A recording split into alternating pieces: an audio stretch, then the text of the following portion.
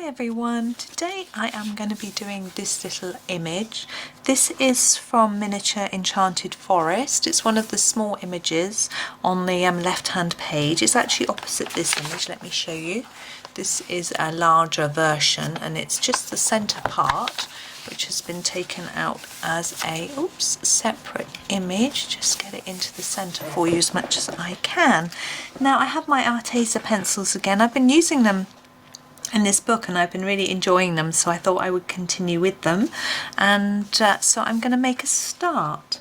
I'm going to use a brown to start with to do the branch. Sorry, the page is really not behaving, is it? Hang on. Let me try and pop something on it. That's a little bit better. So I'm starting with my Sienna Brown. Sorry, hard to see, isn't it?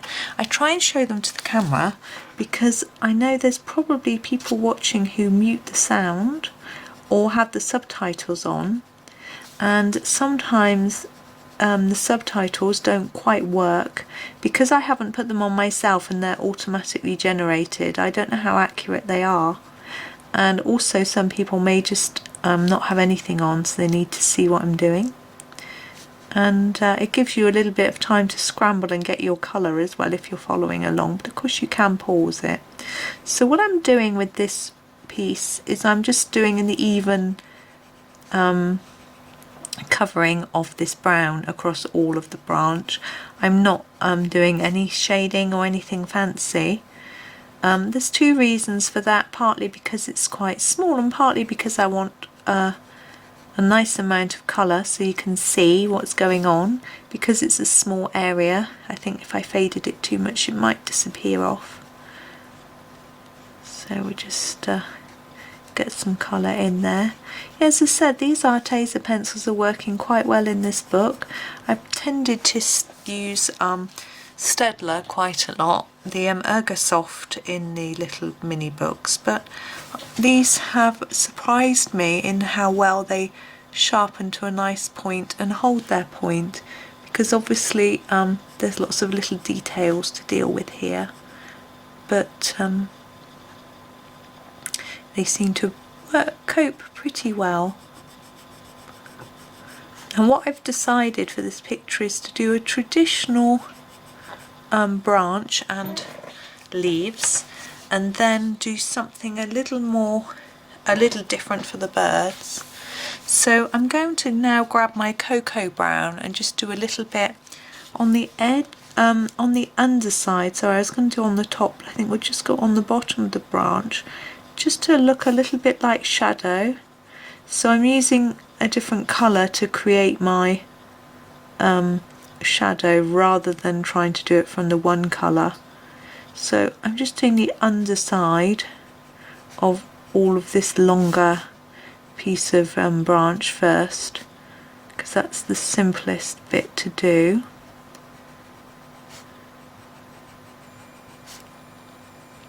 If you're not confident in doing such a little detail, just miss this bit out.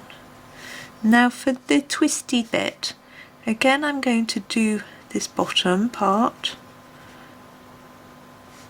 but here you see we swap because see, I think I won't do any on there. The underside swaps over because of the fact that it twists. So I do the underside of that bit and this bit, but I'm going to leave that without any because it doesn't really have a shadowy part. I don't know if that makes sense because it's vertical. Now the leaves are very teeny weeny, but there are all sorts of different styles of leaves. But to keep it all consistent, I'm just going to colour them all one colour. I'm having a look at my colours. I'm thinking about my bird colours, and I'm going to do an emerald green. I've just got to sharpen it. I just couldn't remember where I'd left my sharpener there. Just by my right hand, left hand, just really easily within reach. So the emerald green is what I'm going to be using, and I'm going to try to go a little bit harder at the bottom of the leaf and a bit less at the tip, just a little bit. It may not be very noticeable and I may struggle to actually carry out what I'm trying to do because it's a little space, but I don't want to use more than one colour because it's too fiddly. So it's just a way that I can get a graduated colour without worrying too much about fiddling around. Now this one's tricky because it's got a zigzaggy edge. I know I was watching a Johanna live a while ago now, and someone asked her if she was going to do any more of these mini books, and I was thinking, oh my gosh, imagine Mini Lost Ocean. A struggle already with the main book, let alone a mini one. But she did say something about doing a whole book with mini pictures in, because the little pictures, or small victories as she calls them, have been so popular. That really appealed to me. But she does say a lot of things, and then obviously is restricted by her time and her publishing company as to what she can actually do. So we'll see. I know she's got, her next book is the 30 Days of Creativity, so that will be interesting. I am considering documenting my 30 days of progress on video, but I want to have a look at the book first, because if there's lots of drawing, I'm not sure I'm brave enough to show you my drawing. So we'll just have to wait and see on that one. I have done a flip through of how to draw Inky Wonderlands and showed you my drawing in there. So I probably do need to be brave, because if I'm brave then you might be braver too and have a go. But I'm just going to see what the book is first. I've got it on pre-order. I accidentally pre-ordered it the other day because it happened to be in my Waterstones basket, and I bought something else and it bought it. But unfortunately it's on second class post, and I wanted to order it with first class post, so I got it really quickly. So I'm not sure, I'm trying to get that sorted out. I need to phone them up. Right, we've got birds. Now birds are going to be pink and purple, I've decided. I don't know why, I just wanted pink and purple birds. So I'm starting with my lightest pink in my set, which for me this is the Peony pink. It looks like that. And I'm going to do their sort of bellies and throats with this light colour.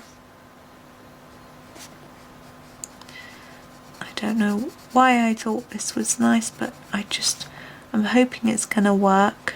I'm going to ignore those two dots because they're too small, but I'm going to try and get into there with the tiny bit there. And the same here, no shading on this, it's too small. Now with these little pictures, sometimes it's nice to match them to the main picture on the right hand side or left hand side, depending on where you are in the book. But I haven't actually done that when I've been doing them. Tail in, yes, Amythyst Purple for the tail. I'm going to just sharpen, I think I need it quite sharp. So what I do for feathers is I do a darker bit at the bottom, sorry, and at the top, then bring the colours towards each other, gently fading as you go, and leave not quite a gap but the smallest amount of colour in the middle, so that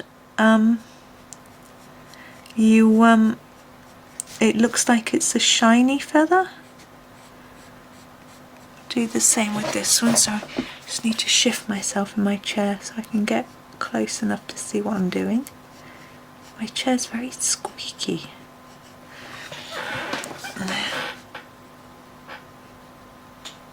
Okay, lots at the bottom. This one I'm actually just going to fade up because we've got the dark piece here and it will just look different. There, and hopefully you get sort of the impression of a little bit of shine. I'm going to do exactly the same on this one. Now when I'm doing symmetry, I'm always really careful to make sure I immediately do the other side. So if I'm short of time or about to go make a cup of tea or something like that, I make sure that I don't start a symmetrical area and not know what I'm doing. If you absolutely have to stop, try to take a few moments to write down what you were doing, to give yourself an idea, or leave the pencil nearby or out of the tin or something like that so you get it right. Obviously you don't have to do this symmetrical. You could do the bird. I see some people who have such a free and easy style. Well, they'll do some parts symmetrical and other parts not, and it looks amazing. And I just couldn't I don't think I could do that. My brain won't let me. It's got to be symmetrical or not symmetrical. It can't be a sort of bit of each. So magenta is my sort of colour for this main part here. So I'm going to go in quite dark here and then reduce as we go up there. And the same with this one, so dark on the tip and then reduce up. And again with this one, so dark here and then reduce the colour as we go up.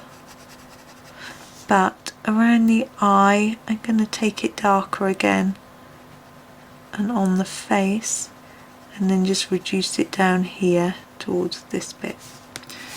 That's got a bit of a harsh line now. I'm just going to blend that in. There we go. And so the same on this side. So again, if I felt unconfident in remembering, I would have done that bit and that bit and then that bit and then that bit. But because I did the same on each, it's easy to remember what I did.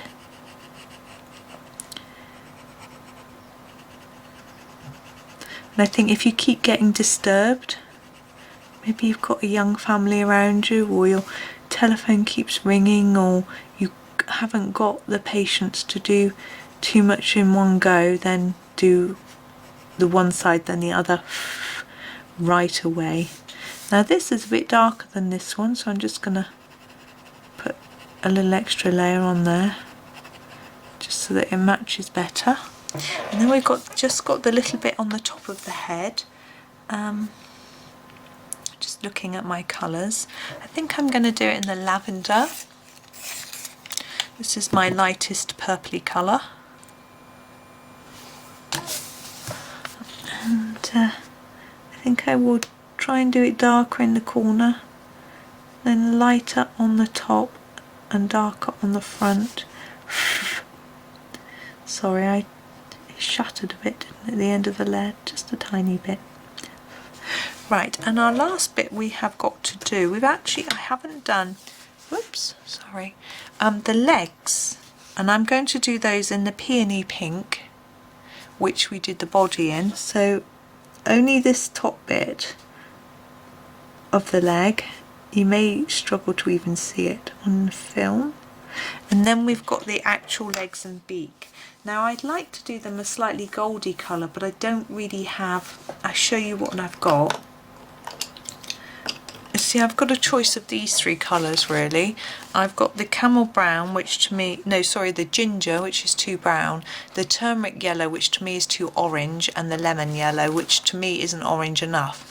But I'm going to use the lemon yellow, it's the closest to what I want to do. And I'm going to do the beak. Now of course most birds don't have yellow beaks, but then most birds aren't pink and purple. So I'm doing what I want to do. But more realistic birds tend to be grey or brown on their beaks. But anyway, we are now done. So let me try and get them back in the middle of the shot for you. There we go. So there are our birds. Ooh, that was my arm clicking. That was fun. Anyway, so that's that. So I hope you enjoyed that one. Thank you very much for watching and happy colouring. Oops.